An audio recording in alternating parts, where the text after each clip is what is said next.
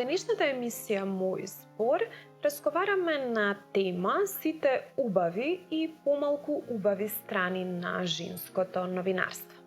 За таа цел мои денешни соговорнички се новинарките Југослава Дуковска и Теодора Цветковска. Со нив денеска ќе одговориме на прашањата кои се проблемите и предизвиците со кои се соочуваат новинарките, но и која е нивната цел и мотивација да продолжат професионално да ја обавуваат својата работа. Почитувани, ја следите емисијата Мој збор, концепт Двоглед. Југослава, ти благодарам што прифати поканата денеска да говориме на тема, да кажем, на твој терен сме, заради тоа што ти се искусен новинар, долги години си во новинарската професија и можеш од твое лично искуство од прво лице многу да ни откриеш за сите убави и помалку убави страни на женското новинарство, нели тоа е денешна тема на нашиот разговор. И сега прашањето ќе го почнам со периодот од 90-тите. Ти си новинар кој што својот развој и профилација си ги правела можеби со брадовите на македонското новинарство, со доајените. Потекнуваш од едно време кога новинарската професија беше многу ценета. Новинарите беа интелектуалната елита, да кажем, прогресивната сила во Македонија. Меѓутоа, сега, после кога се наврати повторно на новинарството пред неколку години, затекна можеби малце поразлична ситуација во новинарството. Веќе новинарите не се толку ценети, има многу аматеризам во новинарската фела, да кажем, и некако условите и работничките права на новинарите не се веќе до толкав степен подигнати да новинарството е предизвик како професија за еден поединец, за една жена новинарка. Па сакам еве од твое лично искуство да ја направиме таа паралела. Што мислиш дека се причините за таков драстичен пат на новинарството денеска и што во суштина новинарската професија треба да представува по дефиниција? Прво, благодарам за поканата и благодарам за ова прашање. Значи, ти ја раскажа целата приказна за нашето општество последниве 30 години, така да мојата елаборација би требало да биде многу обширна. Меѓутоа, јас ќе кажам, ја новинарството го доживувам како еден вид огледало на општеството. И сега какво е општеството, такво е одразот во огледалото. А ние новинарите сме тие кои што го носат огледалото и кои што покажуваат со прст, нели, дека тоа е одразот и тоа треба да се види и тие проблеми што се осликуваат таму треба да се адресираат. Која е разликата помеѓу новинарството од крајот на 80-тите, почетот на 90-тите, пошто ја уште во 80-тите почнав да работам како студент. Новинарство не е постојано, меѓутоа така имавме едни излети во таа професија уште како студенти и тоа за мене беше одлична школа. Разликата е до некаде голема, меѓутоа не е нешто што ќе може да се каже дека е непрепознатливо. Значи, и тогаш новинарството, сме го сметале за интелектуална професија, можеби таков имидж и не натерал да се зафатиме со таа професија. Било, можеби, некој престиж, меѓутоа било и повик на совеста. Не знам, јас така сум го доживеала, тоа и не натерало да потрчаме со пријавите за упис на интердисциплинарните студии по новинарство тие 80-ти години, бидејќи сметавме дека можеме да го смениме светот, пошто на младите им е тоа иманентно, нели, сакаат да го менуваат светот секако на подобро. А новинарството мене и на мојата генерација колеги од новинарство ни се чинеше како добра алатка, како добра појдовна точка да го менуваме светот. Сега, колку успеавме во тоа, се гледа реалноста. Ние се потрудивме, некој повеќе, некој помалку, некој побрзо избега од професијата, некој остана па му се наврати како јас по втор пат да види каде сгрешил првиот пат. Не, едноставно околностите во општеството се сменија, со тоа се смени и професијата.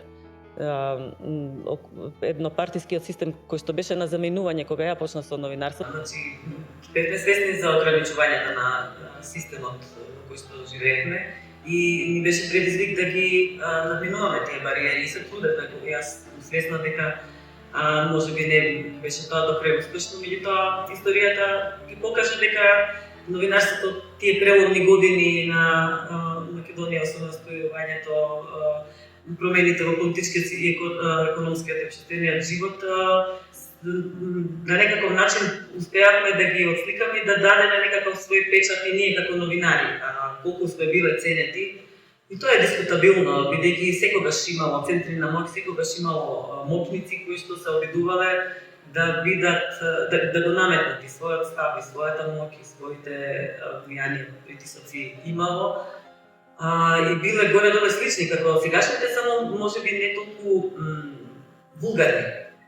Сегашната ситуација, какви се околностите во кои живееме, се одразува и на новинарството. Едноставно притисоците се посоголеми, помалку суптилни, но се однесуваат на истата работа. Обид да се премачка вистината со нека друга боја, да не се види незината суштина или премолчувањето. Едното и другото е лошо. И да ја премолчиш вистината, односно да бараш од новинарот да ја премолчи и да се обидеш да ја ублажиш, да ја измениш. Едното и другото не е вистина. Ако тргнавме нели во таа приказна за новинарство како пат кон вистината и обид таа да се соболи и со тоа да се предизвикат промени, значи и во едниот и во другиот систем имало проблеми со неа, со вистината. Сега обид е малку по жестока, повулгарна борбата за вистина. Теодора, ти благодарам што ја прифати поканата денеска да бидеш учесничка и гостинка за прв пат во емисијата Мој збор. Мислам дека си соодветен соговорник на темата сите убави и помалку убави страни на женското новинарство и покрај тоа што спаѓаш во она генерација на млади новинарки, можам да кажам дека навистина имаш богато искуство во својата новинарска кариера и еве и член си на извршниот одбор во синдикатот на новинари и на медиумски работници и некако си непосредно вклучена со сите актуелни случувања, па можам да кажам слободно и проблеми во новинарството, во новинарската професија и новинарската фела. Јас се сеќавам на едно време, ние кога веројатно сме одлучувале да ги почнеме студиите по новинарство, еве ти пошто нели си дипломиран новинар или кога сме донеле одлуката да се занимаваме со новинарство, некако важеше таа претпоставка дека новинарите се она прогресивната сила на општеството, критичката маса, секогаш ги прави подвизите кон прогресот. Меѓутоа, кога почнав, барем јас субјективно, еве ке кажам, да работам во новинарската професија, се соочив со еден целосен блок од сите тие убави претпоставки што ги имав и сватив дека новинарската професија денеска е многу девалвирана и дека новинарството како професија нема тој престиж на кој што јас се надавам. Сега сакам да те прашам за твоите искуства, дали сметаш дека денеска во ова актуелно време што го живееме и работиме јас и ти во новинарството, сметаш дека новинарската професија е престижна и кои се можеби причините зашто новинарството го изгуби своето достоинство, условно речено? Најпрво благодарам за поканата и за убавата најава. Како што спомена и ти, професијата ни е девалвирана во некои времења, така не одамнешни, кога сме решавале да завршиме факултет по новинарство или некој друг факултет па да се одлучиме да работиме како новинарки, сме имале да речам можеби идоли е голем збор, но идоли на кои сме се огледувале и сме сакале да станеме како нив, да имаме емисии како нив или колумни или да работиме во некој весник, весници веќе јасно ние скоро и да нема, не е многу одамна кога весниците и се затворија практично во Македонија. Најголемиот кривец сме токму ние, затоа што најголемиот кривец всушност сме и ние, затоа што мислам дека секогаш прво треба да се гледа сопствениот двор, во новинарството, за жал, со години самите новинари и медиумски работници дозволува секој што сака да се занимава со новинарство или секој без никаков критериум што би работел за било каква сума на пари да пишува невистини или да му биде сервирано што да напише. Така што први и основни виновници за какво е новинарството сме и самите ние. Можеби ние само наследивме многу лоши состојби, но не гледам па и дека младите колеги и колешки правиме нешто таа состојба да се поправи, затоа што пак тука би ја споменала и социоекономската состојба, затоа што гледаме дека новинарите се вербално напаѓани, физички напаѓани, дека работат како хонорарци, не се здравствено осигурани и на крајот на месецот кога немаш пари да си ја платиш киријата и да си го наполниш фрижидерот, па си велиш за каков престиж станува збор, нас луѓето не гледаат нашминкани и дотерани и мислам дека ја романтизираат нашата професија како што можеби ние сме правеле за нашите колеги, но на крајот на месецот или па на крајот на месецот е многу таму некаде кај 20 ние на контото на сметката во банка немаме ништо и живееме практично многу од колегите живеат на прагот на сиромаштија, зимаат минимални плати. Така што има многу работи што го ја убиваат, ја уриваат она слика дека новинарството е престижна професија и дека ние сме некој двигател на прогресивни движења во општеството и во државата. Ти ги спомна и вербалните напади кон новинарките и чисто моето искуство говори дека кога ќе прочитам некоја убава и храбра колумна на жена новинарка, обично е тоа поврзано нели со унапредување на женските права, многу чисто читам коментари на социјалните мрежи, меѓутоа и реакцијата на публиката е некако осудувачка кон се што е различно, кон се што е прогресивно, кон се што и малку, да кажам, чепка во некои теми кои што луѓето сметаат дека не се приоритетни, дека не се од голема важност за опстанокот на општеството и многу често новинарките на сексистичка, на родова основа се напаѓани, па ја гледав и статистиката на ЗНМ за вербалните напади кон новинарите, најчесто говор на омраза се употребува кон новинарките, а ми се чини и она друга приказна тука присутна во смисла дека новинарките често им се закануваат доколку продрат во некоја тема каде што интересите на центрите на моќ се загрозени на некој начин преку истражувачко новинарство или како и да е, се смета дека новинарките се она поради тоа што се женски, се многу послаби, имаат семејство, па имаат слаби точки каде можат нели да се удираат, да попуштат, да бидат попопусливи во однос на истрајноста на темата што ја работат. Што говорат твоите искуства? Дали некогаш си била можеби жртва на некои вербални напади или си сведочела дека твоите колешки се напаѓани заради тоа што се новинарки, првата страна заради тоа што се новинарки, но и на таа родова основа, затоа што се жени. Мислам дека не постои колешка што се занимава или се занимавала со оваа професија, не била мета на вербални напади, особено сега во ера на социјални мрежи и на тоа што интернетот ни дозволува да мислиме зад скриени, зад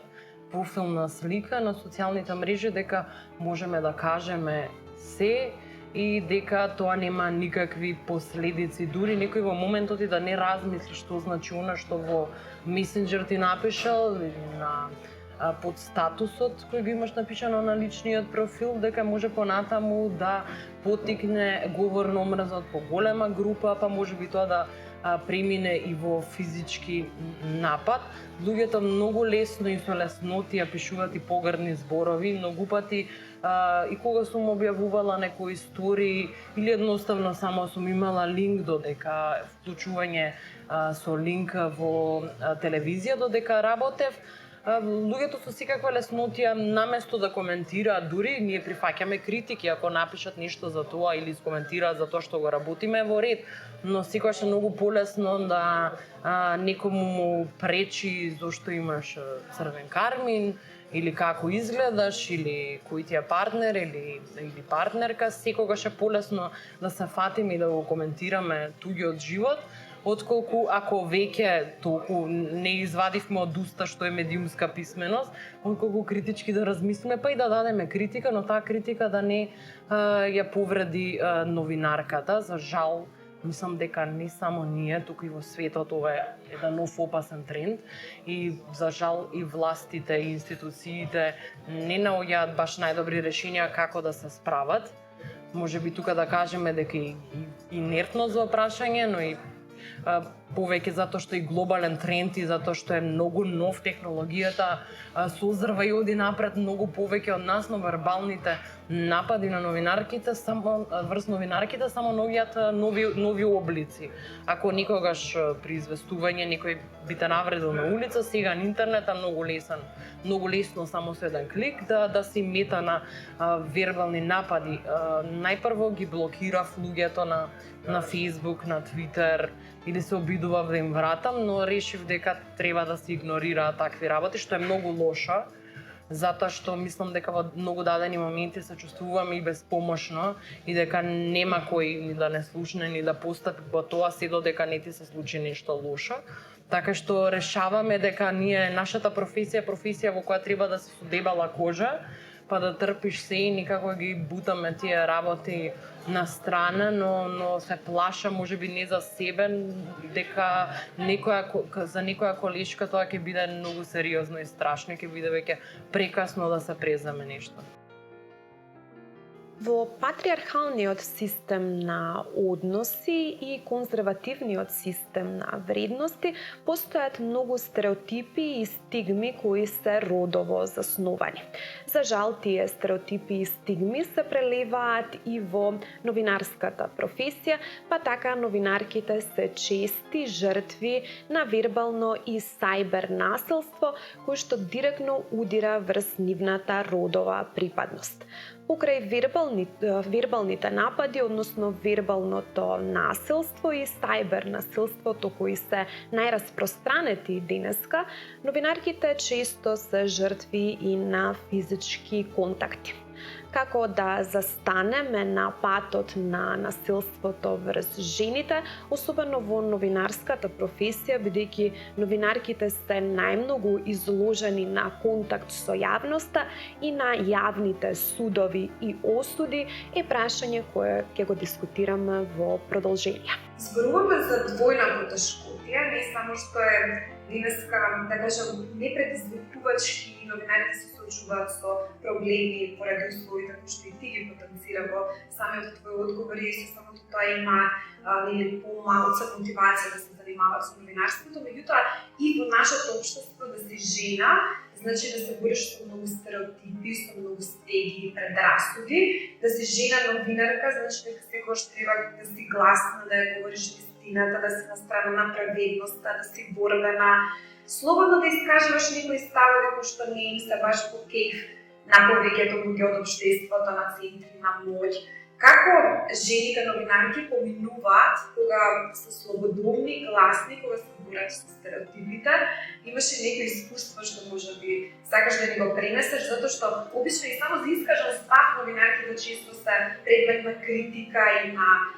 еден отворен вербален напад, многу често се имета на закани, кои што треба по-сериозно да се сватат. Многу голем дел од вербалните и физичките напади се регистрирани токму врз новинарките, затоа што се смета дека тие се некако послаби од попустливиот пол, па имаат слаби страни, семејството, можеме некако да ги заплашиме, да ги стишаме, како што кажат сам или ги самата ти, или да ја скријат вистината. Какви се твоите искуства во тоа прашање? Со сиот ризик да бидам сватена погрешно, јас не би ги поделила работите така дека новинарките како жени се изложени на поголем притисок. Притисокот е тој,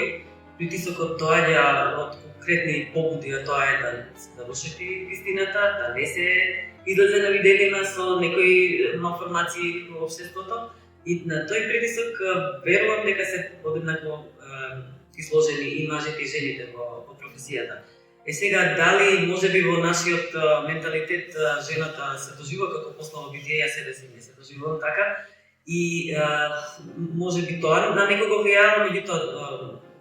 проблемите, односно притисоците и навредите, да речеме, и заканите кои што јас сум ги доживеала, повеќето од нас ги доживеала на некаков начин, не биле адресирани на мене како на жена. Туку биле, дали да кажам идеолошки, можеби не сум идеолошки, тоа е едноставно отсликување на начинот на размислување во ова општество, а тоа е дека со навреди, со притисоци, со вулгаризми можеш некого да одвратиш во неговото настојување да биде принципијален. така и мене ми се случило да сум била еден пример само ќе кажам, можеби тој не е најдрастичен, мои колешки има кои што имале конкретни закани по телефон, меѓутоа и тие сметам дека не биле изложени на такви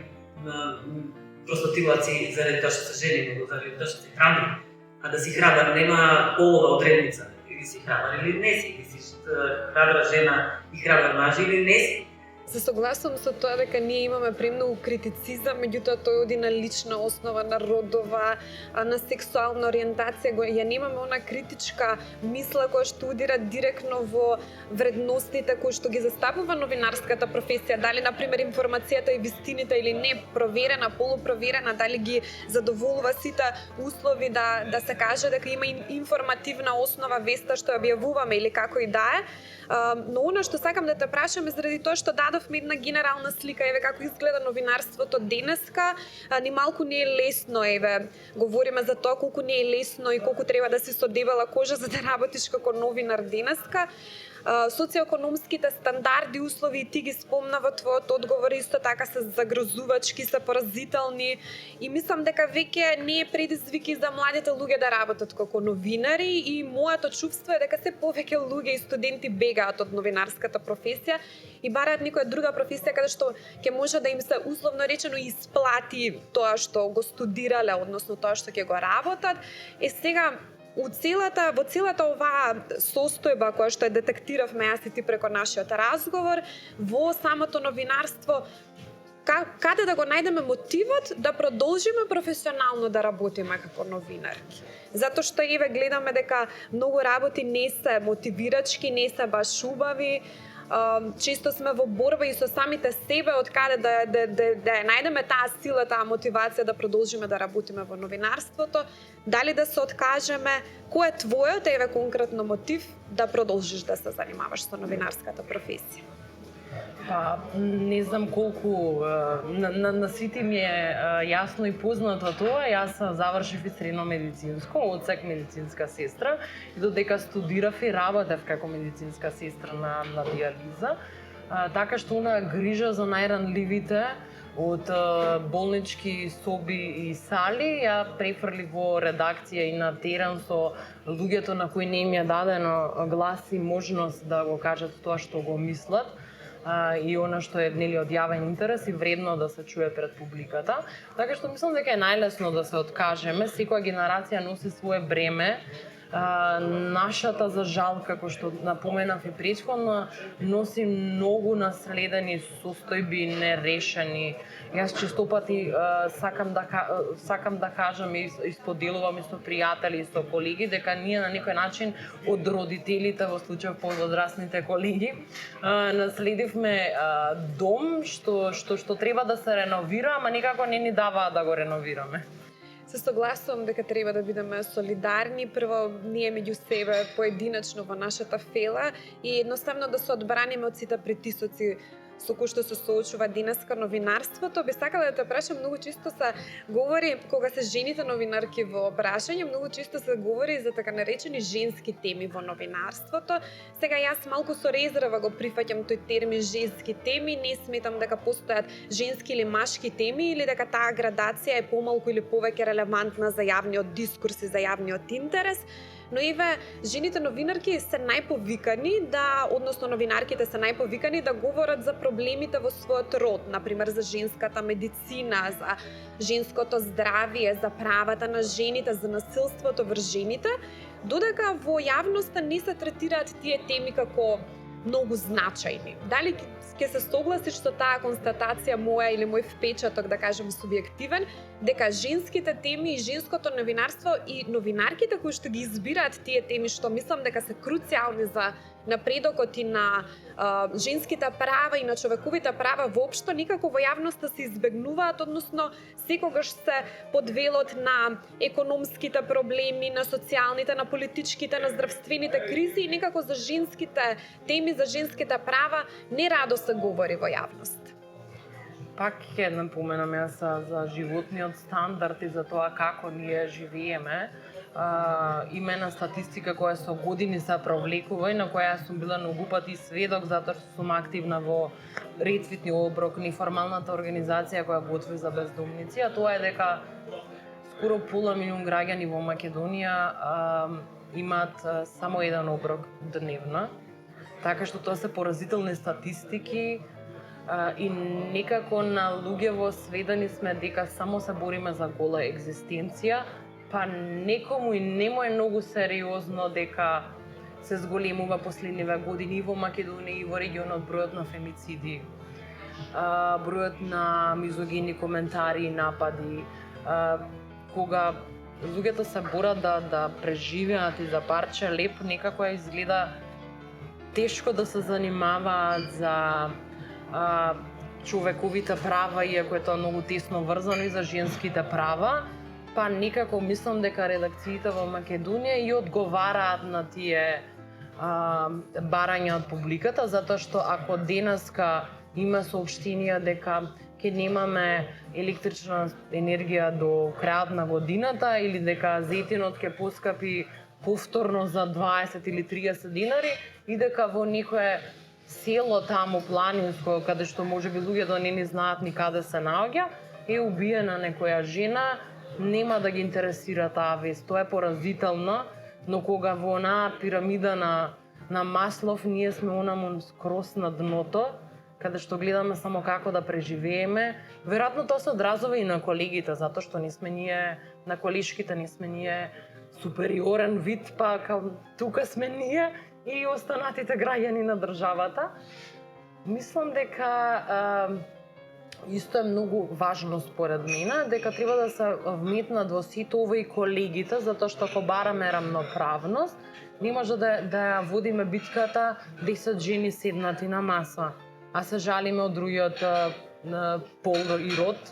дека некои права ни се одземени, дека некој треба да не слушне, ние седиме меѓусебно и си зборуваме. Так, се согласувам и мислам дека и треба да се потенцира дека сите кризи имаат женско лице, односно дека и тие социоекономски здравствената криза, еве видовме дека најмногу ги удира жените и покрај тоа што нели избегнуваме преку тој оптикум да ги гледаме работите и да ги делиме проблемите родово, сепак во ковидот најмногу страда насилството се зголеми, најмногу се зголеми процентот на жени жртви на семејно и родово базирано насилство и така натаму, и социоекономските стандарди исто самото нивно влошување според Евростат најмногу ги загрозува нели жените. Теодора, почнавме многу теми, разработивме месечини суштински теми за женското новинарство. Во интерес на времето ќе мора да го прекинам интервјуто, иако јас навистина имам уште многу прашања, ми се отварат уште многу прашања преку овој разговор кои би сакала да ги разработам, но ќе оставам тоа за некоја друга емисија кога повторно ќе ми бидеш гостинка, и ти се заблагодарувам за твоето денешно учество во емисијата Мој избор. Ви благодарам уште еднаш за поканата. Од разговорот со моите денешни соговорнички, со новинарките Југослава Дуковска и Теодора Цветковска, заклучивме дека новинарската професија е најмногу погодена од лошите социоекономски услови кои ги обкружуваат новинарките. Меѓутоа, тоа не се единствените лоши услови под кои работат жените новинарки. За жал, тука се присутни најмногу и стереотипите и, како што спомнавме, самите вербални напади и сајбер насилството кое е во постојан подам поради активното учество на социјалните мрежи во обликување на јавниот дискурс. Сепак, новинарската професија носи и некои убави страни, што е мотив моите две денешни соговорнички да продолжат професионално да си ја обавуваат работата и секогаш да бидат во фронталните линии на прогресот и да ги најавуваат новите убави промени во општествениот поредок. Почитувани, јас следевте емисијата Мој избор, концепт двоглед на тема сите убави и помалку убави страни на женското новинарство, а јас со нетрпение очекувам нашата следна средба која ќе се случи веќе следната сабота.